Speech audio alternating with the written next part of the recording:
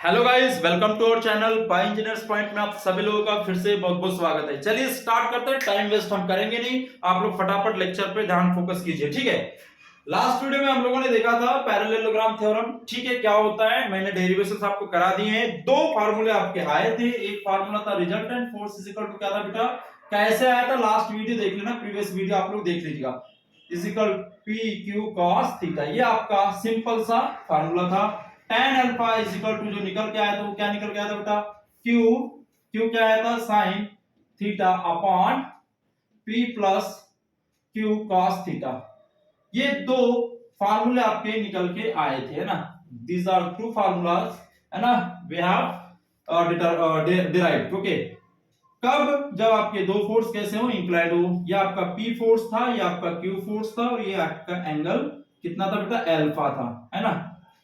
ये थीटा था, और अल्फा क्या होता है, रिजल्टेंट एंगल होता है। इतना तो आप लोगों को मैंने करके बता दिया था। चलिए अब ध्यान देते इसमें कंडीशंस कैसे होगी, ध्यान दीजिएगा। ये इंक्लाइंड फोर्स है बेटा, मतलब यहाँ पे जो थीटा है वो ग्रेटर देन कितना होगा, थीटा जो होगा यहाँ पे, थीटा की जो वैल्यू होगी वो थीटा ग्रेटर देन कितना, ग्रेटर देन 0 डिग्री, और क्या होगा बेटा, लेस देन 90 डिग्री होगा।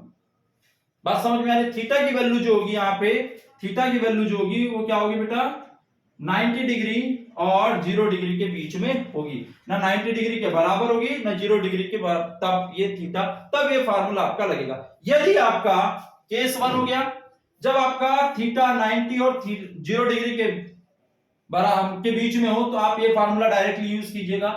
cos थीटा मतलब थीटा की वैल्यू प्रेजेंट है, तो यहाँ थीटा की वैल्यू रखनी पड़ेगी, है ना। एक कंडीशन ये हो गई। दूसरी कंडीशन क्या होगी, जब आपकी थीटा बराबर क्या हो, 90 डिग्री हो। क्या हो, यदि आपके एंगल जो होगा वो कितना होगा, 90 डिग्री होगा। मतलब क्या होगा कि दोनों फोर्स P और एक Q कैसे होंगे बेटा, परपेंडिकुलर होंगे एक दूसरे के, तो ये 90 डिग्री का एंगल बन जाएगा। अभी थीटा है ना, अब कितना हो गया, 90 डिग्री हो गया।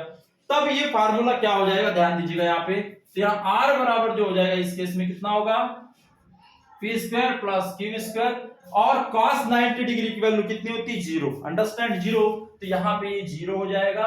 तो कुल मिला के जब दो फोर्स परपेंडिकुलर होते हैं तो उनका रिजल्टेंट फोर्स कितना होता है बेटा, दोनों के स्क्वायर के रूट के सम के रूट के बराबर होता है ना। दोनों फोर्सेस को आप क्या करोगे, स्क्वायर कर देंगे। स्क्वायर करने के बाद उनका रूट ले लेंगे सम करके, तो आपका रिजल्टेंट फोर्स मिल जाएगा। अंडरस्टैंड। चलिए, और tan अल्फा क्या हो जाएगा बेटा, tan अल्फा जो होगा वो कितना हो जाएगा, देखिएगा, q sin थीटा, sin 90 की डिग्री, sin 90 बराबर कितना होगा, 1। तो ये आ जाएगा q ऊपर, है ना, और p का cos 90 डिग्री 0, मतलब अपॉन में आ जाएगा p। Simple, q upon p।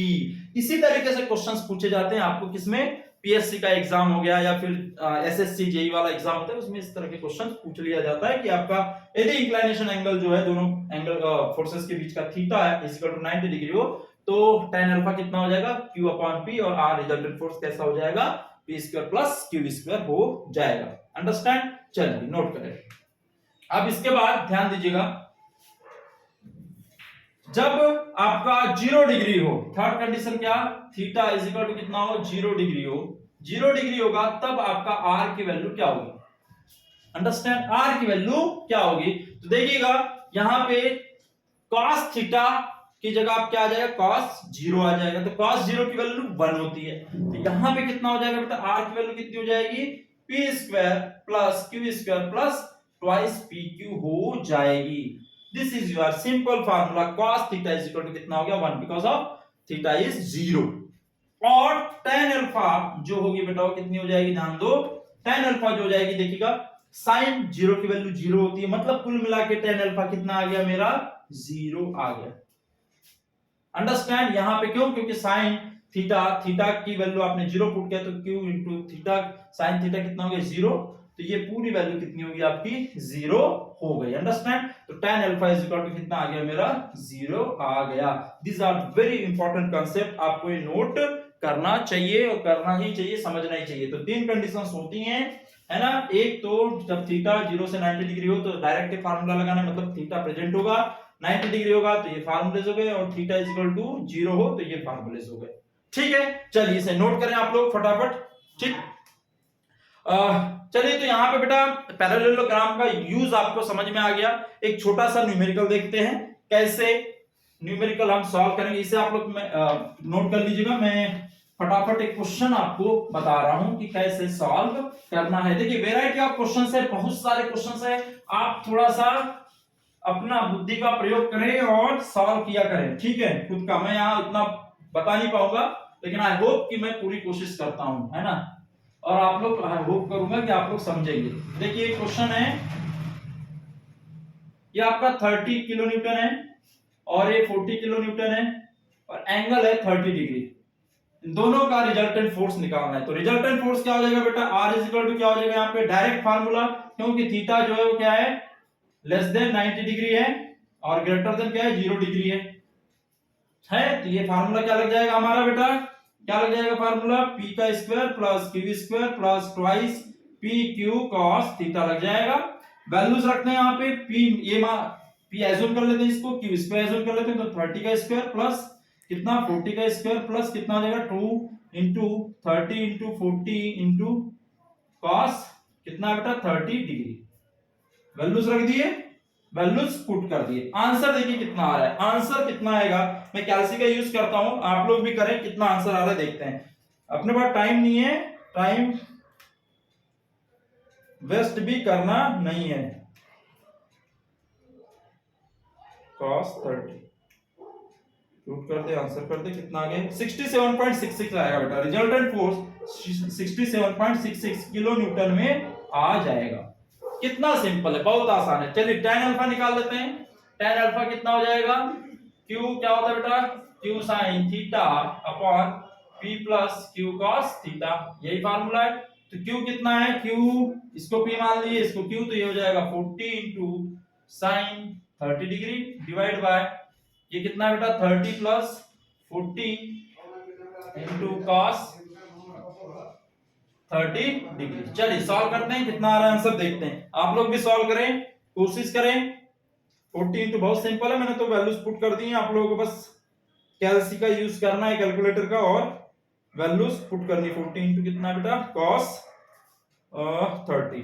चलिए, तो चलिए 0.33 आंसर आ रहा है, 0.31 आ रहा है लगभग। tan alpha is equal to तो अल्फा बराबर क्या हो जाएगा बेटा, tan इनवर्स 0.31, ठीक है। तो 0.31 की वैल्यू कितनी आ जाएगी, ये आ रही है 17.19 डिग्री 2 डिग्री।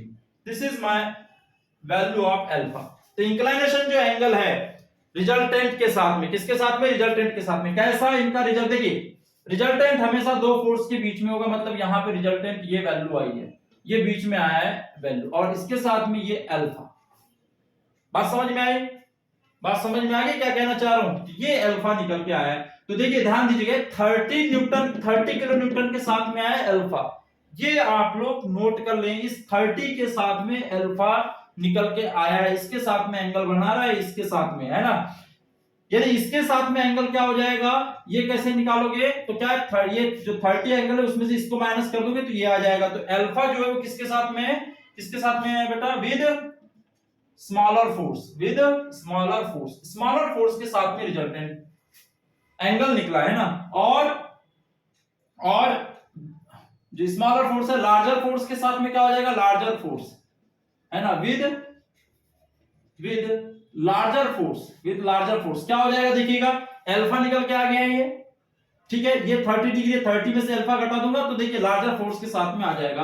तो अल्फा टेस्ट जो आ जाएगा बेटा लार्जर फोर्स के साथ में क्या है, 30 माइनस कितना आ जाएगा 17.192 माइनस 192। तो देखिए कितना आएगा, इस तरह से आपको आना चाहिए, थोड़ा सा करते हैं ना, कंफ्यूज नहीं होना। तो ये आ जाएगा 12.8 डिग्री, ये हो गया अल्फा डैश की वैल्यू। तो ये विद लार्जर फोर्स के साथ में जो रिजल्टेंट एंगल आया है वो कितना है 12.8, और स्मॉलर फोर्स के साथ में जो है वो कितना आया है 17.19।